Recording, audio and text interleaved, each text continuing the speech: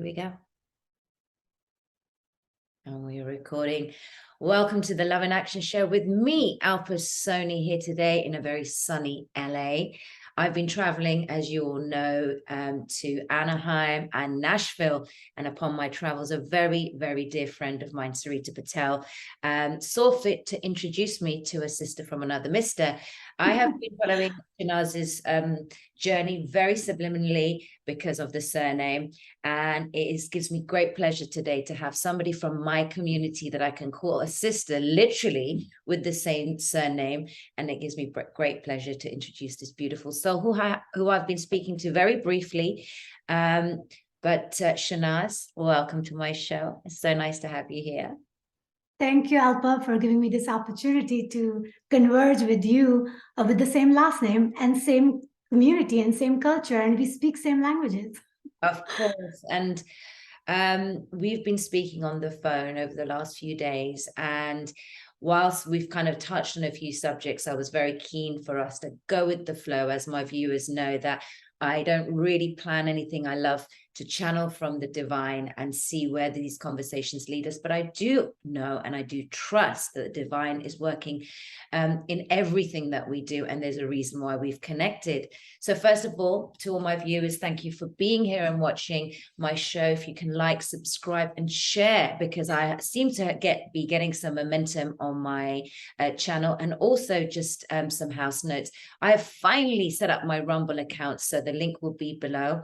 And all details, as you know, about my beautiful guests will always be in the description below. So please don't forget to like, share and subscribe, because it's really helping me move my channel. So thank you all that helped me.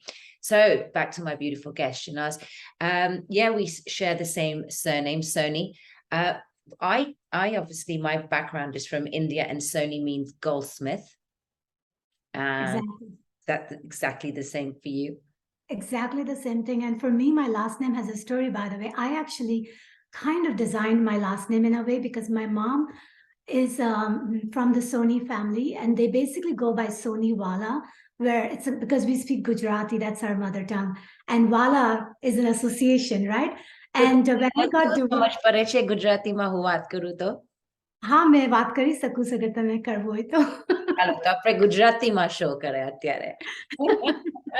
I think that would be amazing, right? Because I know it's like interesting, right? Because I don't speak as much as I don't speak with people around me, so it's really weird to me right now, like Gujarati Bolavu, right? Yeah, so love it. So yeah, so I actually did not like the Wala part of the Soni, because to me that's just waste of alphabets. So I basically, and then I had a choice to pick up my dad or my mom's last name. And when I came to America, and because we don't have last name in Pakistan, it's only your dad's first name. So I actually said I prefer my mom's last name. So therefore I took that and I took the Wala off. So I created my last name. Wow. Well, it's something similar for me, because I think that the Soni community all come from the same tribe in India, because the background's goldsmiths. So we get our surnames from what our professions were. So Soni being my community, my caste. You have Patels, you have Shahs and Luhanas, and within the Soni community, they sort of split into the Hindu and the Muslim community, but still keeping the same Soni surname. And then there's variations with that. But anyway, more on our history another time. But Shehnaz, it gives me so much warmth in my heart to see a fellow sister in this movement, because as we were speaking the other day, it's very few and far between that are speaking up in the to what we're going through in the collective, and being brave enough to publicly say what we think. Now, if you'd like to tell my guest just a little bit about who you are and your background, because it's phenomenal. I mean, she's just not only a beautiful face. Yeah, sure. So basically, yeah, I feel like I've taken a long journey, right? Being born in Karachi, a patriarchal culture in Pakistan, in the midst of a like a 3-bedroom apartment where we were basically, I was always wondering about life outside of that cage that I was in. And my quest for understanding life or wanting to study, all of that was being denied by the patriarchal culture and the community. And I was told that you shouldn't even bother going to school because you're going to be in the kitchen cooking for a man, ultimately. And to me, the more I was told no for things, the more I decided that I'm going to go against it, which is why I became a valedictorian in my school. And then I had an arranged marriage, which is how I came to America. And my one question in that 1 hour interview I had with my first husband was that, will I be able to study? Because that to me was the most important thing. And he wanted me to study, which is the reason I was able to land in LA, not speaking English, but this choir. Yes, I didn't speak English all my life. I wanted to because I was very taken by people who spoke English. And when I came to LAX, fantastic now, so graceful. You would yes, never think that, never. And can you just, sorry to interject there, for how many years has it been that you've just been speaking English? Because so now it's been 30 years, of course, but in the first 5 years I was struggling big time. Wow. Yeah.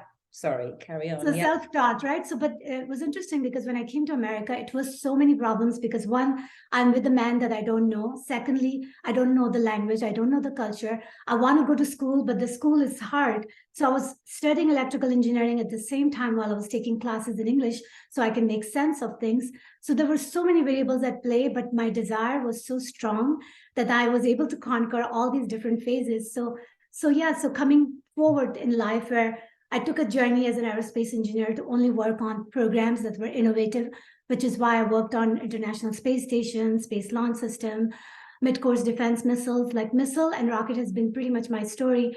And right now I'm working on human landing system that will take the first woman and the colored man to walk on the south side of the moon. And so it's kind of interesting to navigate life with NASA and do those things. I have 4 boys and they're incredible creature, and I was able to make a difference in their life. But in parallel to all that, I have been to many mystery schools where I learned not only to understand the concept, I have been a teacher of Kabbalah and many other concepts, and I continually teach online as many times as I can. And then I recently published this book called The Quantum Being, and I would love people, if they like what I have to say, is we will put a link there and they can pick it up, because this book, I put my heart and soul in it, in capturing everything that I went through. Somebody who came to America not speaking English, having a clerk job, working minimum wage. How did I make it all the way to become a NASA rocket scientist? Not only that, in parallel, I did not just check off myself to be a physical being. I wanted to make sure that I understand all my layers and levels, which is why I have been to multiple mystery schools. And I've upgraded myself to the best of my capability as of now. And the journey continues. Wow.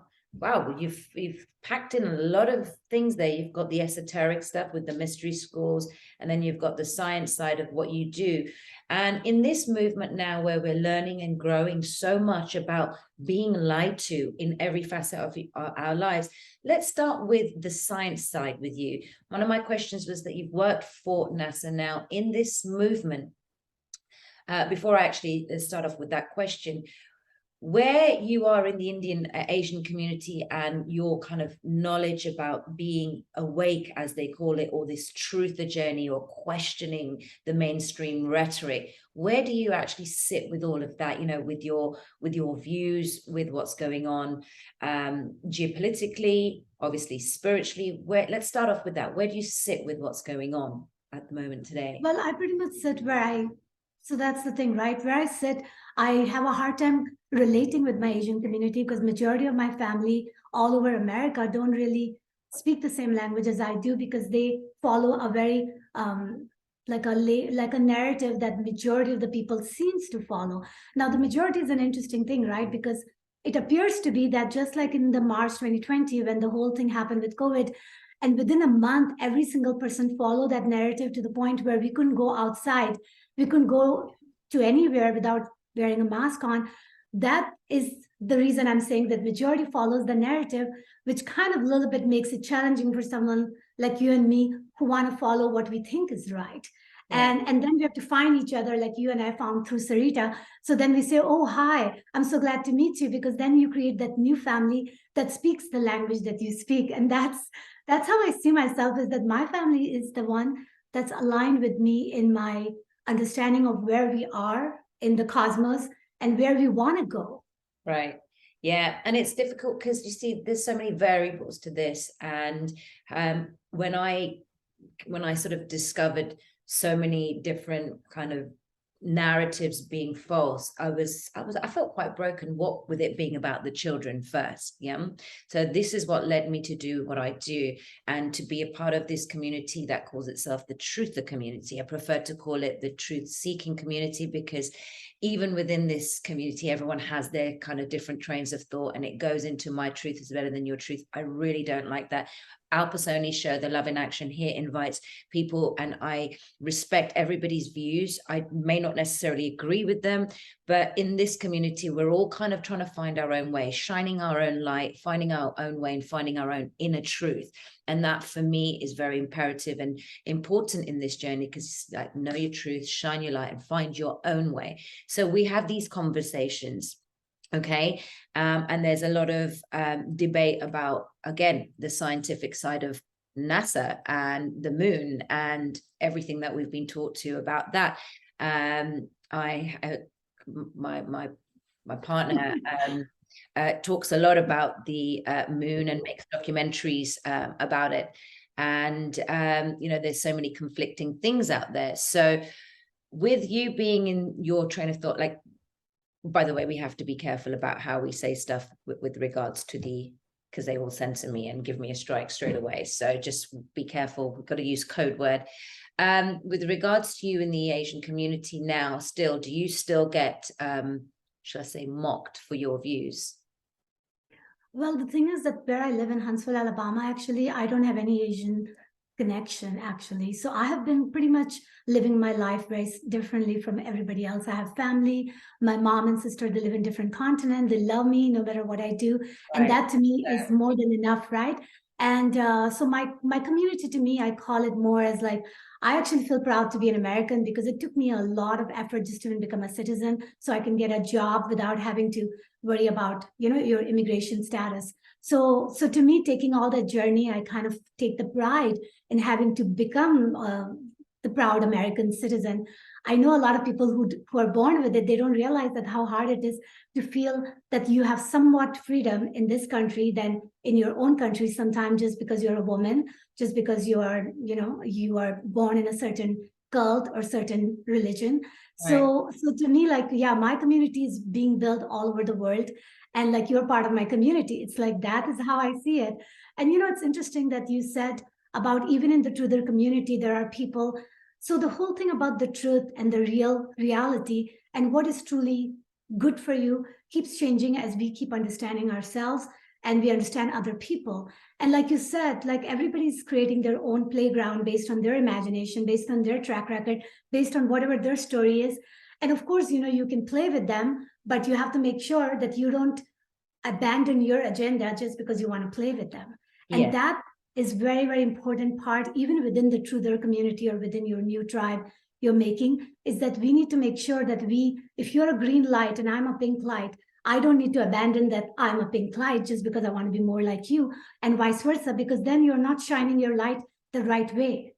Exactly. And sometimes what happens is, I say this respectfully, a little bit of immaturity. So you can say a word which will be like, oh my God, she's cabal. Oh my God, she's a shill. Oh my God, she's a grifter. Oh my God, she's just this. And this is where I think human consciousness or human behavior hasn't cultivated yet that sanskar. Right? Sanskar meaning that level of decorum of how we behave. Yeah. Immediately you say one word in the public eye, that will get people think, oh my God, she's a grifter, or she's a part of the other side. She's dark, or he's dark, or she's this, or he's that. Why is that happening? Shehnaz, I ask you this as a rhetorical question. And I'll say why. It's because of the programming that we have been entrusted upon with the mainstream media that have cultivated this level of thinking to immediately think the worst, okay, without questioning. So we say something where we're exposed. Let's take celebrities, for example, right? There are magazines there, left, right, and center about if someone's spotted with a bit of cellulite on their legs, or someone spotted talking to another person, straight away, what do the tabloids do? Mirch masala, make it into a bit of propaganda, and everybody gets into that hoo-ha, oh my God, he, she, this happens. We've been hit with that for so long. So what you're saying is the pink and the green light. I love that. Pink and green, you could just see. I love that, because this is where we come into that harmony and live in the collective, where we can really accept each other's differences, stay in that place of discernment, not abandon what you correctly said, our own light, our own views, but without it being from an egotistical plane. You can say, well, Alpa, look, you know, my views here are X, Y, Z, but we live in that sense of harmony. Does that make sense? You know? Yeah, 100%. And the whole thing about what you just said, like there are some trigger words, like NASA, for example, is a trigger word. So these words, you know, they carry a lot of energy in the morphogenetic field. And what happens is that because of the programming and because some people think that NASA is like, my God, you're so lucky you work for NASA. Some people think, oh my God, if you're a truther, how dare you work for NASA? So it's kind of an interesting conundrum, right? And I always tell people that nothing is truly real from my perspective, if you really look at it. So the only thing that is really real in our world is people, the love, the feeling that you have. Yes. That is what is real. So NASA is just one example of illusion. So don't get hung up on NASA or Earth being flat or whatever it is. The point is that, of course, you want to find the truth to some extent, but don't get so wrapped in it that you lose the most important thing, which is the people and how you treat them and how you love them. And we have to converge together, because if we're all in the same boat, like we're all in a prison, let's say, we're all sitting in our cell, we all realize it's a prison. But the thing is, Alpa, you and I, we look at each other, our eye meets, and we feel like, you know what? I think you and I can team up. That is how we can keep teaming up. And then what happens is all of us can create a plan and be free. I love that. And it's about being in the present, right? We are here today. The past is gone. We have no control of bringing that back. Even just 5 minutes ago, as much as, you know, I can try and blink and try, I can't bring those 5 minutes back. It's here and in the now, and the future is not guaranteed. We just don't know what's going to happen in the future. So right now, in the here and now, while we have learned so many different things, how do we stay calibrated with self? And that really is my kind of interest. And I come from a place of observation and that discernment. And I enjoy having these kind of conversations. And I believe in the synchronicities of life and the lessons of every single encounter that we have. So you touched on this, the question that I was going to ask you next about NASA, and the kind of controversy within the Truth and Movement, that even the word has. See, again, you know, NASA, oh my gosh, we have to show and employ respect, first of all, for everybody, okay, without it getting to that immature level. But you kind of touched on the subject about it having controversy. How has it been for you in this movement, knowing what you do? Where do you sit with all of it? I actually feel that I become an ambassador, right? Because in a way that you are crossing the bridges, right? My background working for NASA has given me a lot of technical knowledge about understanding that how, you know, any kind of craft works, you know, which is a spacecraft. But then my quest for understanding the human craft, I actually went to all the mystery schools and I did my own. So the thing is, everybody, because, you know, to some extent we are navigating in this 3D matrix reality, right? We all have to pay our bills. We all have to do certain things. So how you get that done is completely up to you, as long as you do with your integrity and honesty. The people that I work with, Alpa at NASA, they're the most incredibly amazing cream of the crop people. Like, I love having the conversation with them. I love having to decide that how are we going to solve the problem of depressurization in astronaut suit when they go from one place to another. It just stimulates our brain in ways that it's hard for me to do that if I do any other job, at least for now. But that doesn't mean that I'm going to do that forever. But what I'm saying is that we all navigate our life in a certain way. But as long as you're not creating any kind of, you know, you're doing something that is, you feel that you can't sleep with yourself, then you have to question that how are you going to navigate that. Now, for me, it's interesting because I have been wanting to move away from NASA and my rocket job and just do spiritual teaching and so forth. And I haven't been successful in creating enough revenue to do that. And I was actually told by my guides that there's a reason we want you there. And it's kind of an interesting thing, just like, you know, in Hollywood, not everybody is bad. There are people who are there planted for a reason so that they can be an ambassador, because, you know, sometimes you have to be in the midst of the darkness to create the light. 100%. Boop, boop, boop. I love that. You see, folks, this is a really important point. I am glad that Shehnaz has eloquently expressed.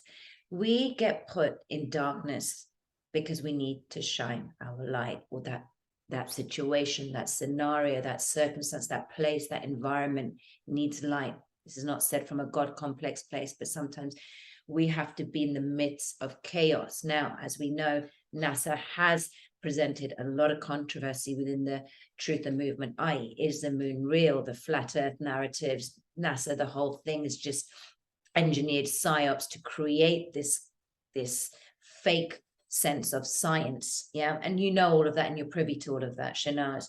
But Yes. I like this because if we look at this journey of all of us, we came in and everyone has one common denominator that's, you know, the same, is that, whoa, this stuff about the kids, we didn't realize how deep it goes. And then we went down that rabbit hole and we went all over the place. And people are talking about Tartaria, people are talking about the moon being fake, people are talking about the discrepancies with NASA and the science and in the institutions that we have. And it just goes into a web of chaos, confusion, and different narratives. But Shehnaz says the most important, what I feel that I'm really aligned to, is that we step back and we shine our light sometimes in places of darkness. So talk us through this journey. You seem to be going through a spiritual evolution over the last, say, what, 10, 15 years? Yeah, actually, I was actively doing it since 2010, so 12 years. Yeah. Right. Yeah. And it's interesting because mine started in 2010 too, where I was taken to places, and everywhere I would go would just point me back into the spiritual kind of path. But it's interesting that this esoteric wisdom, this yearning to learn all of that, I think it's divinely led, Shehnaz. Like, it's something that's constantly knocking on the back of your mind saying, right, this is the route we want to go, but there's a reason why you're staying where you have to, right? Right, exactly. And the whole thing about the, like scientific community always being so attached that science is the only real way you can prove anything. And my whole thing is that I have dwelled into the science community. I am a scientist myself, but at the same point, I say that spirituality and the magic always precedes science, because science takes a while to catch up to it. So there is a lag there, but that doesn't mean that you ignore everything else, because you're not just physical, you're way more than physical. So you have to remember that. And that is what I do in my book, is I converge the science and spirituality. And it becomes very interesting to show people that when, like, when you say that you can use your imagination to create your reality, science actually proves that with the concept of holographic universe. And I have actually quoted that CIA paper that just got declassified, so we can actually understand all the nitty-gritty on how our universe gets created based on that. So the good thing about all of this is that it becomes much more like the information has another layer to it. When you synchronize your left and your right hemisphere, it makes it so much more implementable for you, right? And that is what my goal in life is, to help people see both sides of it, because then that way they don't get lost with the subliminal trigger subconscious programming that has been done for so long, that a lot of people have, like, they don't even make sense out of things and they react and they get triggered. And I'm like, you got to just take a step back and see that are you really doing what you should do, or are you just following somebody else's agenda to actually get stirred up? I like what you said, they're triggered. That's what happens extensively. People get triggered because it's something is being said that's not aligning with their truth. And then they are not able to come back, go into balance, into what I call the recalibration of divinity, and be backseat and just being that observer. Science is incredibly important. Unfortunately, it's been hijacked by the higher powers that be from the dark. The institutionalization of science, pharmaceutical industries, every single fraternity has been hijacked by, in my view, the dark over the years, so subliminally that what is true science is divinity. Okay, you have spirituality and your true science. You mix the two equal opposites, and what do you get? You get the divinity. If you look at the history of the Vedas and the science that got hijacked from that, and then with the spirituality aspect of it, what we are trying to understand now as human consciousness has evolved, we are very quick to character assassinate something without, as you said, without truly knowing exactly where it came from, what it is. We're mere spectators and speculators in this movie, as I call it.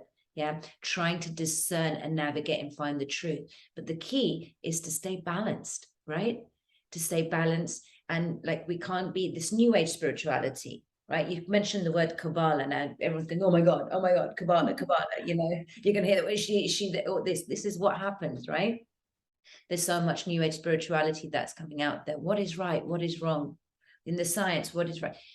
Science is a beautiful industry to be in. Like, how much are we benefiting from it? So facing all of that for you must have not been easy.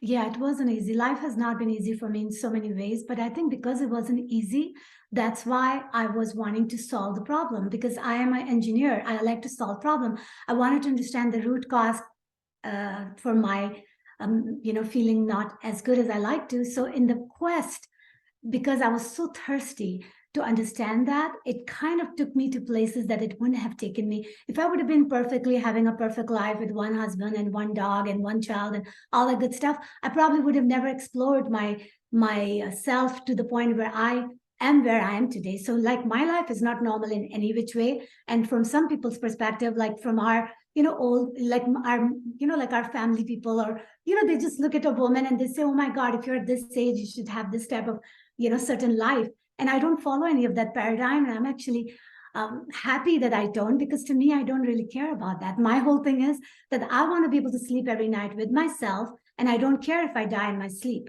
That's the only way I want to live every single day. And to me, like, that makes me more excited about living, is that I don't even care if I don't live for too long. Yeah, well, this is the main fear in humanity, right? The fear of death. If we were to do like a consensus, people are afraid of mrityu, death, right? Yeah. But if you live your life as if every day is your last, and you live with that exuberant spirit to the best that you can, and own everything that is going on within, we're on that kind of self-actualization path. We chose this script, and it's to be the best version of ourselves. We have every right to be abundant. We have every right to be prosperous in this world. And in this like you said, 3D matrix where we try to navigate ourselves while knowing what we know or think we know, and then separating ourselves from the emotional madness and mayhem from it, helps us to get through and to do and find and align with our purpose. So you're moving more towards the esoteric wisdom. You want to find out, you want to be working within the school of mystery, and this kind of wisdom is great, but you're still where you are right now. How long do you see yourself staying with NASA? I think for now, like, I'm just staying there as long as I need to. But my goal ultimately is, like you said, about the science being compromised. And I wanted to say that the thing is that someone like Tesla, for example, right, he really wanted to spread the real science in the world.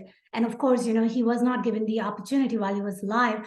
And when he died, like, now people appreciate him. But even then, when people tried to tap into the wisdom that he had carried for humanity, a lot of people are a little bit scared that it's going to create problems. So my whole thing is that the heaven on earth that we're creating, we're going to be able to use all those inventions that Tesla had and other scientists had freely, because there's not going to be people dying left and right just because they want to do something right for humanity, or heal people the right way, using crystal or using the 0-point energy technology. And my goal is, and I'm putting it out there, by the way, Alpa, if you know anybody, let me know, is that I want to work with those people where we can, because I want to use everything that I have learned by building rocket in inventing machine that's going to help heal humanity at the cellular level. So we no longer have this pandemic or disease or the mask or the fear and any of that, because, we are incredibly amazing human body. Because, I've worked on rocket all my life,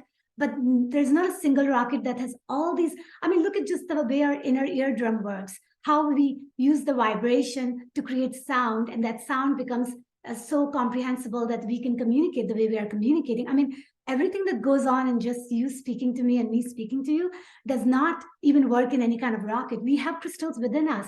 So my whole point is that it's time that we embrace the power that we have within ourselves, because we are more magnificent than any machine on planet Earth. And when we converge with our power and our intention and our dream of creating the heaven on earth, we are going to do that. And we just have to work together, because teamwork makes the dream work. Yeah, and I love that. It's the frequency that we operate within and externally, so that we collaborate rather than hate, okay? And this divide and conquer narrative that's gone on for years and years, this is what they try to do in every facet of our life, whether it's interpersonal, whether it's professionally, whether it's even spiritually. We are constantly being hit with confusion and chaos, so we really do not get to the truth of who we are. And even within these so-called spiritual communities and the so-called scientific communities, this is the test for us to discern and question everything. So I love that you brought up Nikola Tesla, because in the community, or the truth-seeking community, he's a hero with the theory of 369 and of course the 12, which they miss out. There's so much out there. I prefer not to read and confuse myself. I kind of channel in through an intuitive compass. Sometimes I leave it because I'm like, right, this feels very desensitized right now. I want to sort of grow that muscle, that intuitive compass, that intuitive muscle, as I metaphorically speak, and be able to discern, and come from a place of, guess what, detachment. But inquisition and that curiosity from a place of no attachment, but it's curiosity. And is it serving me in my life purpose right now? So for example, with where you want to go, everything that you've learned in your fraternity is going to hold a value for you, right? And your future endeavors and everything that you do. And it is a blessing, whatever environment that we've been in, we learn something, and that's what we take from it. We make that the wisdom of our future.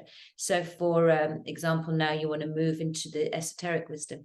Nikola Tesla, genius, who got completely character assassinated within the fraternities, and who became the forefront in every single educational institution. Einstein. Yeah. Tesla's free energy got hijacked. So now we're learning all of this. It's interesting you talk about we make machines. What are your views on the med beds? I'm sure you've heard of that. Yeah. Actually, I have a friend and I want to collaborate with her, because she's the most brilliant person I know as a scientist. And she and I would love to make our own med bed. We just need funding. So we actually made a video, Alpa, for that. And I don't mind sending it to you, so you can see if you feel like sharing it with anyone of your connection, because we are looking for investor to help us, because we know that we're going to have to go through some processing in getting the crystal. But what we want to use is Tom Bearden's patent. Tom Bearden is no longer alive, but he was the most another amazing scientist. So yeah, to me, there's med beds all around, and I'm hoping that as long as the people who are doing it and they have good intentions, then that drives the results, right? Like, so at the end of the day, that's what I have to say, because I really don't know what their science is behind it. But the one that we want to create something that's very similar to Elysium bed. And the whole idea is that you pretty much like update the DNA profile in a way so that it gets reset through reverse aging and reverse entropy. So that way what happens is that you are almost like reprogramming your DNA back to where it was the most healthy state by using crystal. And it has to go through many processing, but we are interested in making our own med bed and many other inventions. We just need the right people to help us in moving forward, because she lives in Spain, I live in America, and we are both kind of committed when the time comes right. Along with that, I have many other people I'm kind of like seeing like where all these technology will converge, because I want to be part of that future. And that is why I'm glad that I have kept my brain sharp enough to be able to handle all these things that I've learned in my science, so I can apply it for what is next to come. Because, you know, we are all being groomed. We're all being trained for what the next step is. And there's so many ways to go to the mountain, and working for NASA in this 3D has been the best thing I could do to keep myself sharp enough so that I'm ready when the time is right to be part of that team. To execute everything that you learned with your esoteric wisdom, which is why you're balancing both out. And that's what I think the viewers will love here, because again, you know, working in this environment, being like questioning the narrative, being awake, as we say, or you know, moving towards a level of consciousness that doesn't fit the mainstream rhetoric or what we've been programmed or attempted to be programmed towards. So you sitting outside that box, even within your own community, in the science community, tell me, do you have any issues? Does NASA have any kind of reservations about you speaking publicly? Does that ever kind of come up for you with your career? Does it ever cause I mean, in a way, it's good that it hasn't come up, maybe because the time is not right, but I don't think that anybody really watches my video. That's all I have to say, because nobody has said anything. And if they do say that, you know, you can't do this, you can't do that, then that will be my point for decision making, right? Because I'm not stopping. I'm not going to succumb to anybody's, you know, that, like, you know, it's almost like, you know, somebody saying that, oh, Alpa, you can no longer shine your light as green. And you're going to say, hell, I'm not going to listen to you, because, you know, you're going to shine your light. And if that person doesn't agree with that, then you just say, okay, well, you don't have to be part of my life. And that's how I see. So for me, like, my mission and my purpose is already laid out for me, and I'm going there no matter what. And I don't mind dying either. So pretty much it's a pretty straightforward route. And anything that comes in the way, then basically they won't get my energy. So that'll be the loss for them. Yeah, I like how you put that. That's beautiful. And if people are interested in supporting Shehnaz, please, all her details will be below, and including her email and mine. You can always send me any kind of questions, as well as Shehnaz directly. I will leave all the information there, because it's a really, really good endeavor, like, to embrace what you've learned scientifically, and then cultivating that towards a practice and an intention to help heal through crystal processes. Because I have heard of this. There's like these crystallized flat beds that they have that you can lie on from amethyst crystals, and there's this frequency that they operate on, and I've actually sat on one, and it is very healing. And if we get these kind of procedures out, that would be great. So where now for you? I mean, you're still staying there with NASA, and you know, you're going to be there for the next foreseeable future, but this is what you want to do. How do you see yourself getting there? So right now, my thing is that I'm creating relationship with the right people. I'm creating my tribe, which is all over the world. And I am staying on my mission of spreading the awareness through my teaching and through some interviews that I do on my channel as well. I have a very small YouTube channel. I just started it. And but it's interesting because, you know, it's like the people that are there, they seem so loving, right? Even though it's a very small number of people. So to me, like, that is just my way of playing a little bit in the playground. But as I said, that, like, I'm kind of more attached to be shown the way where I need to truly go and integrate myself. And I am ready, basically, because I've done it all. I've raised children. I have written the book. I have learned everything. I'm like ready to whatever the next step is. And while I'm not necessarily waiting, because my whole thing is that we have so much distraction in our lives that the more you can cut down those distractions, then you're going to start seeing the forest you want to walk into. Because right now I'm cutting that down as much as possible so I can see clearly where I need to go. And I'm learning a lot of lessons of discernment in the process, because there are people that you think that they are part of your tribe because they look like they have all the right ingredients. And then you learn that for whatever reason, they're not matching up as much as you like them to. So then you have to gracefully say that you play in your playground and I'll play in my playground. So I'm learning that as well, which I think is very important for all of us to learn as we are going into whatever the next step is. Because if you don't learn it soon, then you will learn it ultimately. But how much grief do you want to go through to learn that is the key, right? And for me, I can smell from miles away when somebody's not going to jive with me. So I just say, have a great life, and you do you, and I do myself. So yeah, it's kind of an interesting thing. But the other thing I want to leave everybody to just know, because I speak quantum physics in my book, and I love that subject because it completely merges with spirituality. But the thing I want to say is that we all decide where we want to park ourselves, and that's equal to quantum collapse, which means that our reality only becomes solidified in the form of here and now based on where you want to park yourself. So like Alpa and Shehnaz decided to park themselves in this conversation, right? Because we both wanted it, because we knew that it's good for us and it's good for anybody who can stumble onto this conversation. And that is the key thing we all need to remember is that where are you willing to park yourself? And don't park yourself somewhere where you don't want to be, because you have infinite amount of possibilities to tap into moment to moment. 100%. And I like that, the infinite quantum possibilities. We've moved with so much depth, so much inner wisdom, so much knowledge, so much information. And it's that ability to do and feel and encapsulate what is right for us, chucking away what we don't need in the most gracious, loving way. I love that, because that is what we need to cultivate. As we know, coming from the Asian communities, the Indian communities, we take a lot, we place a lot of importance on that grace, that level of grace, of how we treat our brothers and sisters.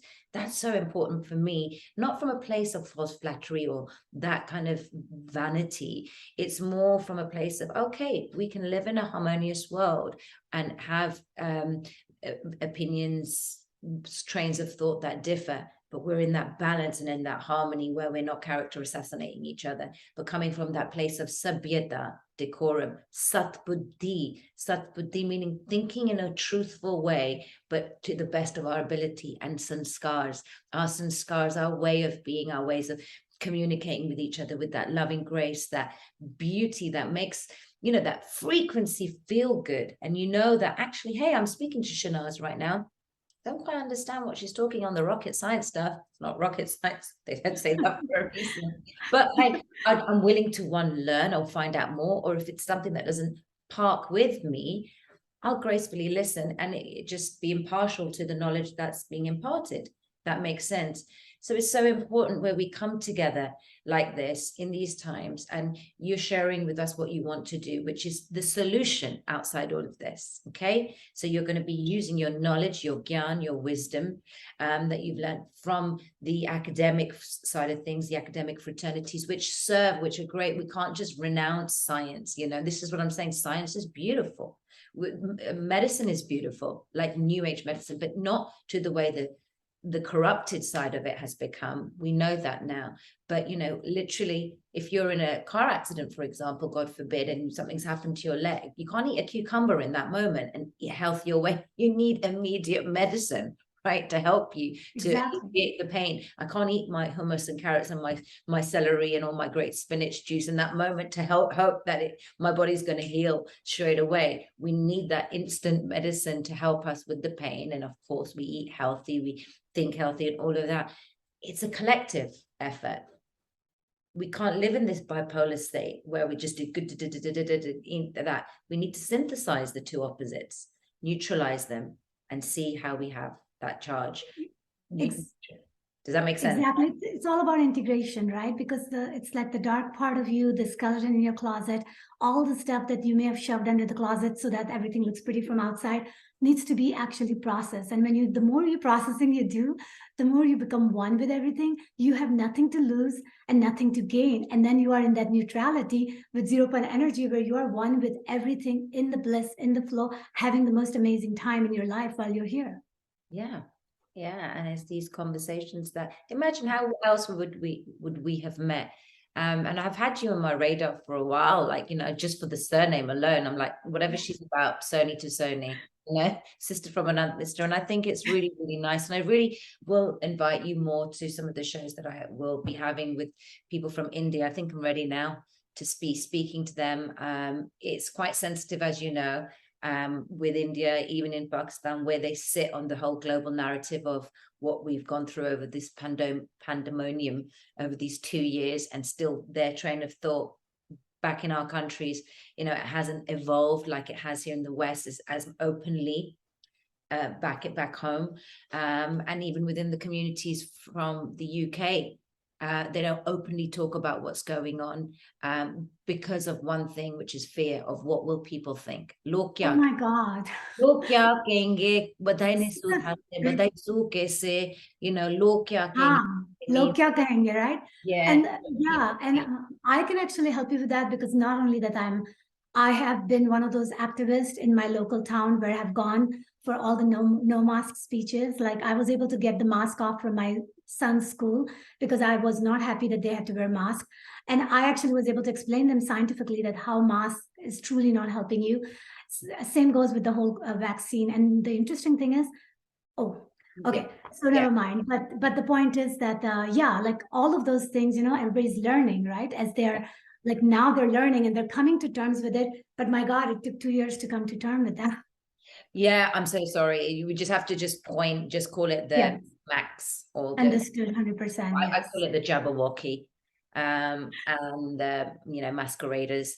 It's just so pathetic that we are living in such a world of huge censorship and not allowed to, really freely flow with our true expression. This is what stifles us in many ways. So my humble apologies to you, Shehnaz, just because this channel for me is where I'm getting my voice out. And yeah, we're going to be speaking. But yes, this is great what you're doing within the communities, because unfortunately in our communities there's still law-abiding citizens, as I call them, and even the most educated ones of my friends think Alpa was batshit crazy, pardon my profanity there, but it's true. We've had to go through that, but it's usually that one person that's different in their family, that one person that's different in their school, in their whatever, that is going to be the change that's required. Because if you're going to coexist and be the same with everyone else, then how is change truly going to be implemented? Now we can all see that and embrace it. So without it turning into a wound for us on a psychological level, let it embrace us with a sense of inner strength, courage, and faith in the divine, that hang on a minute, this all was a purpose. I chose this. So what we go through is actually from a place of victor consciousness, not victim, as I prefer to say. Yeah, exactly. And then the people who follow religion, right, like they actually, like Muslim, right, like they pretty much say inshallah means if God wishes.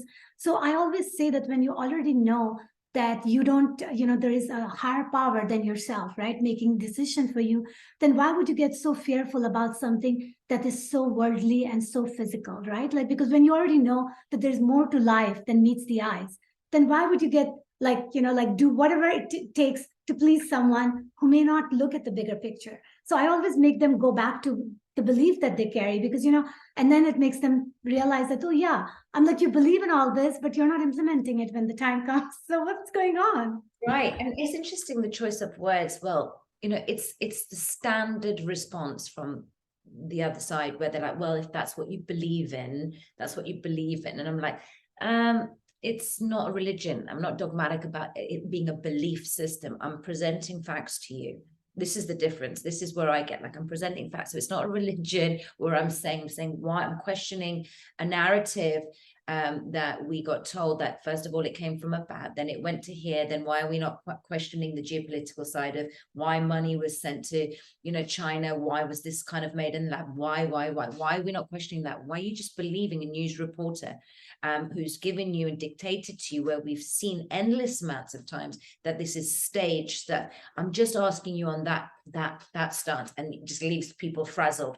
It's your belief system, and it's just like, no, I'm not, this is not religion, this is not a belief system. I'm just questioning, could you have answers for that? The BBC told me this, the stats. Well, it's a journalist who's been told what to say and do. So this is where I get a little bit, in the beginning I used to get a little bit frustrated. Then I realized the programming was so tight that what's happening to me, it becomes a frustration from a place of where ego, not from a place of like, okay, that person's meeting me as far as they've chosen to meet themselves.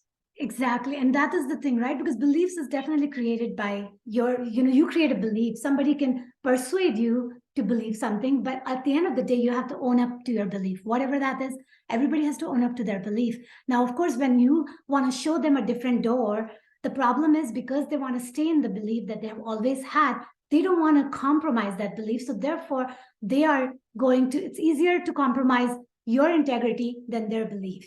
And that's the struggle that we're dealing with, right? And actually, I just wanted to give you this example of Girls Interrupted. I don't know if you watched that movie. It's a very brilliant movie, by the way, because it shows that how, like, you can be a girl, you can be 100% right about what you think it is, but somebody can put you in a mental hospital just because they don't agree with your narrative, they don't agree with your honesty, and then they do it in a way where you start questioning that whether you are sane or not. And what I'm trying to say is, you understand the point, right?